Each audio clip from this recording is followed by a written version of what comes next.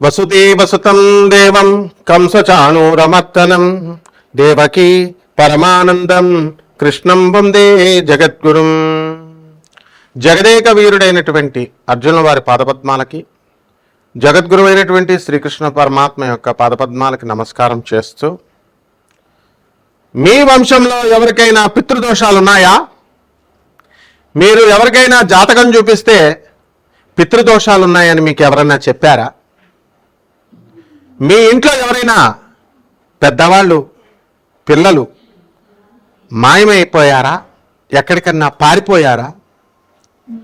ప్రేమ వివాహాలని చెప్పి ఎలూప్మెంట్లు జరిగినాయా?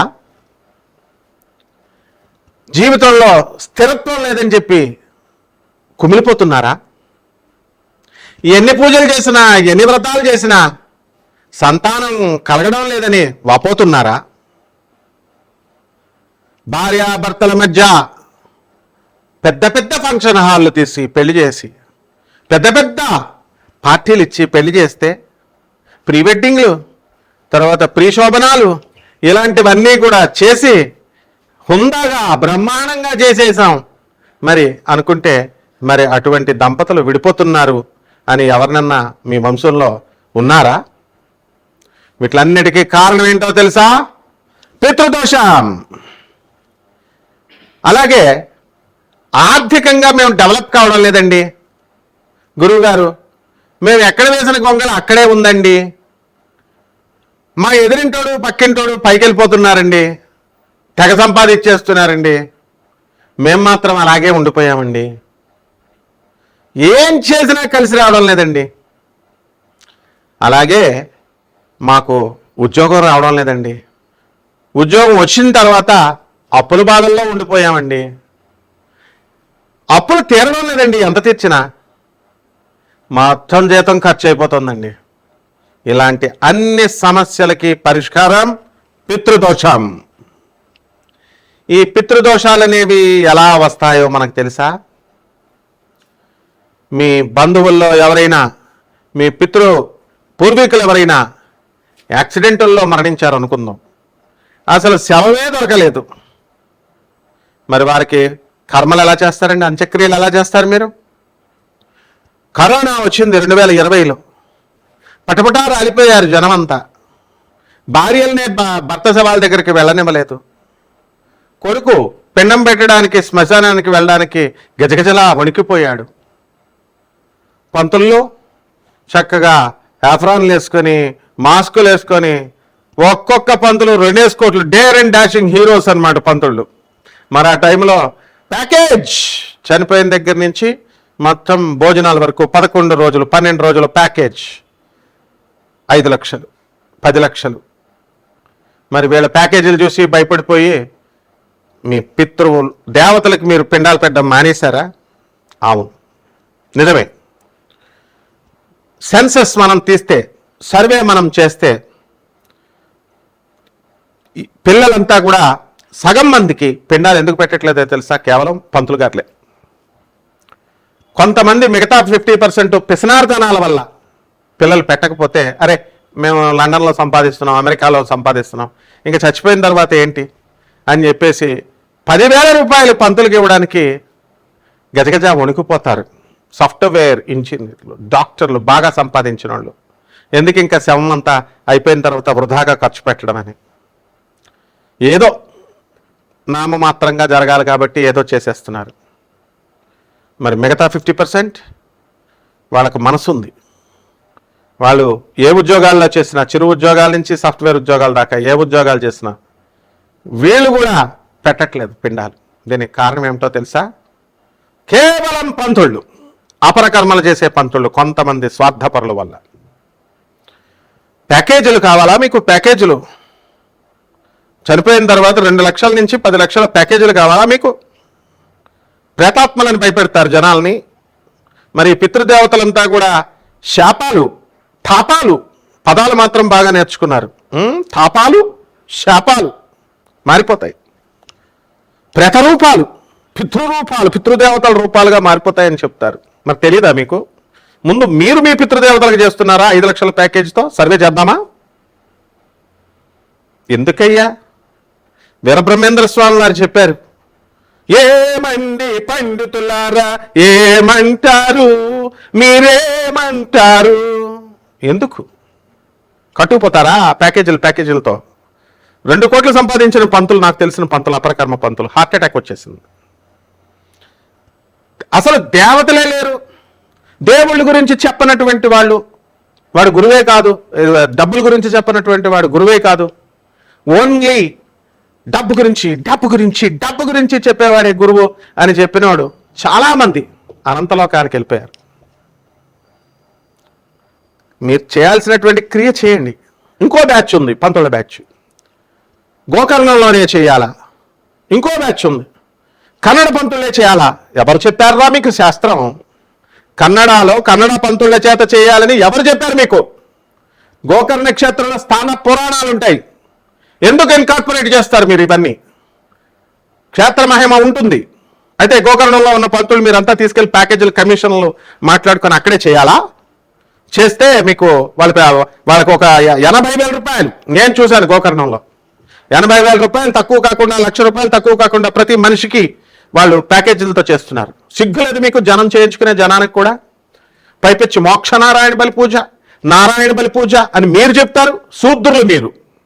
శూద్రులైనటువంటి మీరు మరి పంతులు ఏదో పాపం వాళ్ళ పట్టుకుంటు కోసం చెప్పుకుంటుంటే మీకేదో పెద్ద శాస్త్రం తెలిసినట్టు నారాయణ బలి పూజ అండి, మోక్షనారాయణ బలి పూజ గోకర్ణంలోనే చెయ్యాలా, తర్వాత ఎక్కడది నాసిక్లోనే చేయాలా, త్రయంబకేశ్వరంలోనే చేయాలి. శాస్త్రాలు చదివేశారు మరి మీరు. గురువులు లేరు, పంతులు వాళ్ళు ఎవరయ్యా? పంతులు వేరు, పండితులు వేరు. Don't you know the difference? రా అప్చెప్పించుకుంటా, పండితులు రండి అప్చెప్పించుకుంటారు ఒక్కొక్కరిని పంతుల్ని. తప్పు.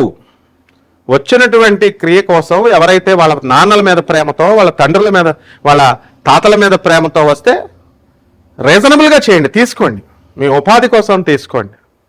శాస్త్రాలను కనుక మార్చేసిన, శాస్త్రాలు మీకు అనుకూలంగా మార్చేసిన ఊరుకోదు సమాజం.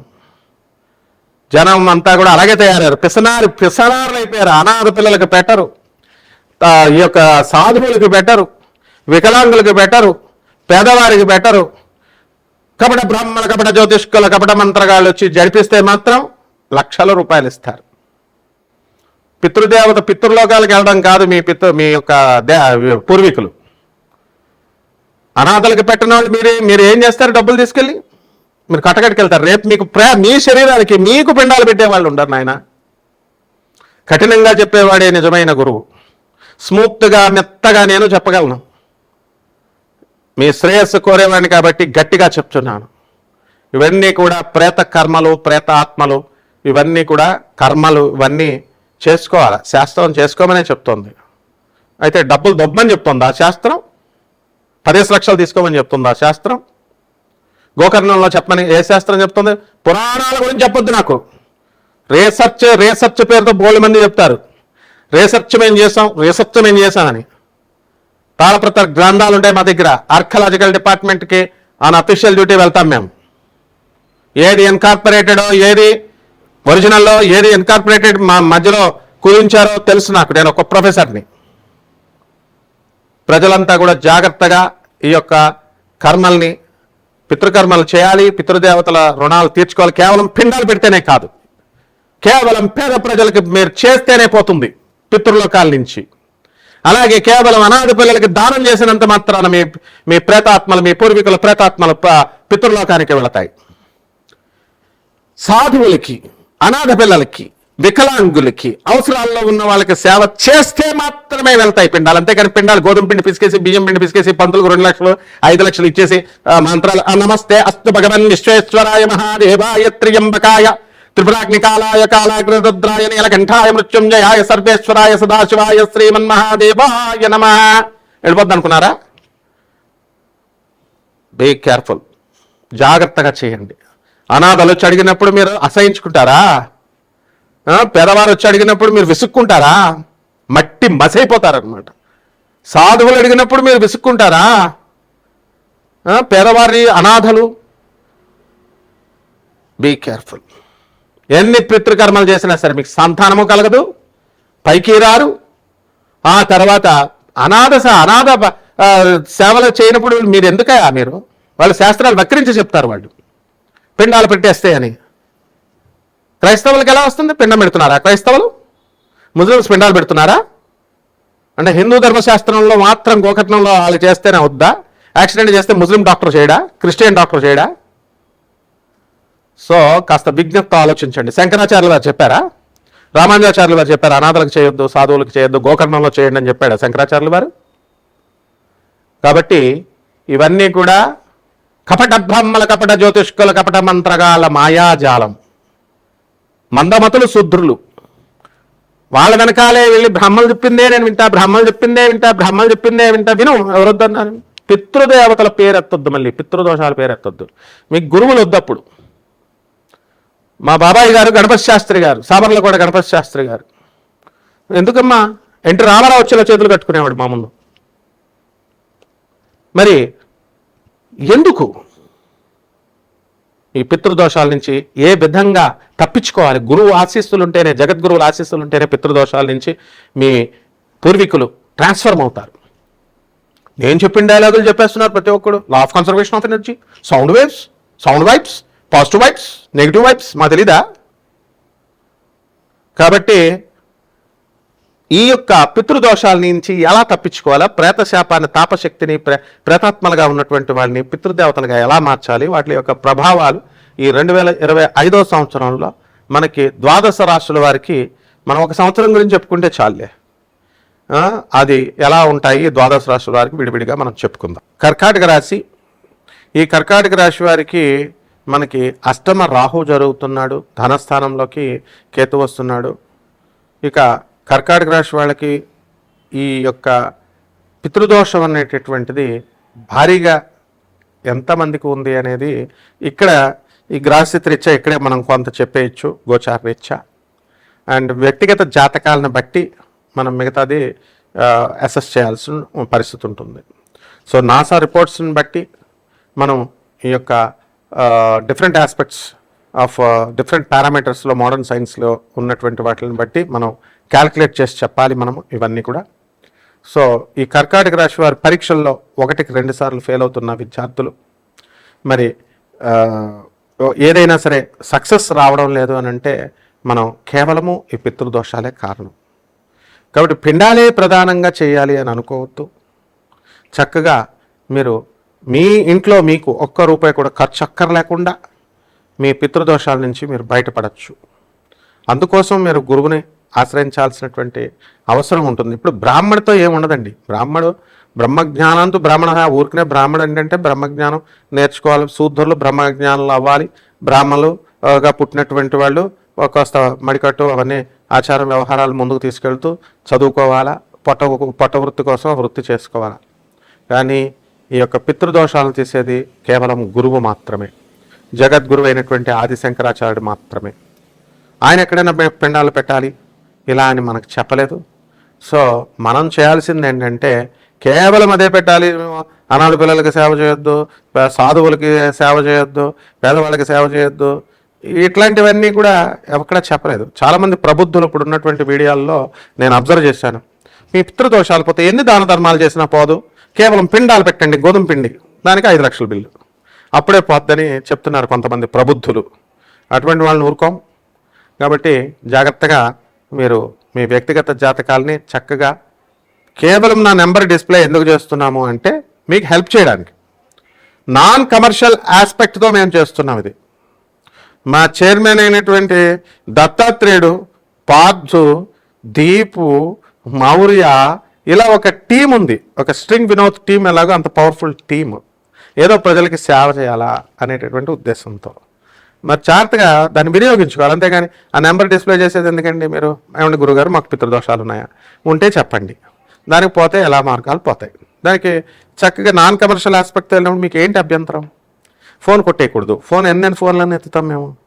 మామూలుగా వాట్సాప్లో పెట్టుకోవాలి, నిజంగా అవసరం ఉన్నవాళ్ళు. అది కూడా ఎందుకంటే రాత్రి తాగుతూ మందు కొడుతూ రాత్రి 10:30కి 11ంటికి మెసేజ్లు పెట్టాను. నేను ఏమన్నా మీ ఫ్రెండ్ అని అనుకుంటున్నారా? మీరు పెట్టేటటువంటి వాళ్ళు సలహాలు ఇస్తారు, కామెంట్స్ ఎందుకు ఆఫ్ చేసావు అని ఒకడు అడుగుతాడు. తర్వాత ఏంటి అంటే మీరు చెప్పేదే ఫైనల్ అని మేము వినాలా, లేకపోతే మేము మీకు కామెంట్స్ పెట్టకపోతే అంటే నువ్వు తాగేసి నువ్వు ఒక వీడియో చూసేసి చెప్పేస్తే ఇక్కడ వీఆర్ రెనోవేటింగ్ ద సొసైటీ. సమాజాన్ని మార్చుతున్నాం, సమాజాన్ని మార్చేస్తున్నాను, పునర్నిర్మాణం చేస్తున్నాను. కపట బ్రాహ్మణ దోపిడీని ఉక్కు పాదంతో తొక్కేస్తున్నాను. శూద్రులు శూద్రులు శూద్రులు అని మీరు వెళ్ళి ఆ కపట బ్రాహ్మణ కాళ్ళు పిసకడం కాదు. కాస్త ఇంగిత జ్ఞానం నేర్చుకోండి. ఒకడు చెప్తాడు, ఎవరా నీ గురువుకి ఏమన్నా సేవ చేశాడంటే ఒక యాపిల్ పండు ఇచ్చానండి 2018 అంటే టీచర్కి ఆడు లైఫ్లో ఇచ్చింది ఒక యాపిల్ పండు అంట. యానివర్సరీలకి ఏది మళ్ళీ రీయూనియన్లకి వెళ్ళి గురుశాపాలు తగులుతాయి, మీకు భ్రష్టులు అయిపోతారు, జ్ఞానశూన్యులు అయిపోతారు. ఇప్పుడు గానగాపురంలో మన పంతుళ్ళు ఉన్నారు, ఒక్కొక్కడు 2,000 దొబ్బేస్తాడు అనమాట వెళ్ళగానే దర్శనాలకని. వాడు రెండోసారి మీరు దర్శనం లైన్లో వెళ్ళినా సరే మళ్ళీ ఎందుకు వచ్చావు దుబారాబార్ కేవాయా అంటాడు. వాడు వంశమే జ్ఞానశూన్యం అయిపోతారు. వాళ్ళ పిల్లలు 7 తరాల వరకు ఇలా చాలా మంది గోళల్లో తోసేసేవాళ్ళు చేసేవాళ్ళు. భక్తుల్ని మనం అవమానించకూడదు. కాబట్టి మీరు జాగ్రత్తగా తెలుసుకోండి. ఈ కర్కాటక రాశి వాళ్ళకి పితృదోషాలు ఉన్నాయి. అటువంటి వాళ్ళంతా కూడా మీరు ఇదవచ్చు పరిహారాలు చెప్తున్నాం. రాహు జపం చేసుకోండి, రాహు స్తోత్రాలు చదువుకోండి, రాహు కిలంపావు మినుములను ఆవుపేట రంగు ఉన్నటువంటి వస్తువుల నుంచి పేద బ్రాహ్మణులకి మరి శనివారం నాడు 8 గంటలకు దానం చేయండి. ఇంకా పరిష్కారాలు చెప్తాం. రావి చెట్లు పెంచుకోవాలా, మేడి చెట్లు పెంచుకోవాలి, రూపాయి ఖర్చు అవని పరిష్కారాలు చెప్తాం. ఎవడు చెప్తాడు యూట్యూబ్ చరిత్రలో? దమ్ముంటే నాలా చెప్పమని వచ్చి కపట బ్రాహ్మణులు నిలదీసి అడగమను. అప్పుడు వాళ్ళకి డబ్బులు డబ్బేసేవాళ్ళు వాళ్ళని అడుగు. నాకు కాదు సలహాలు ఇచ్చేది. ఆ సీన్ ఎవరికీ లేదు. శుభమస్తు.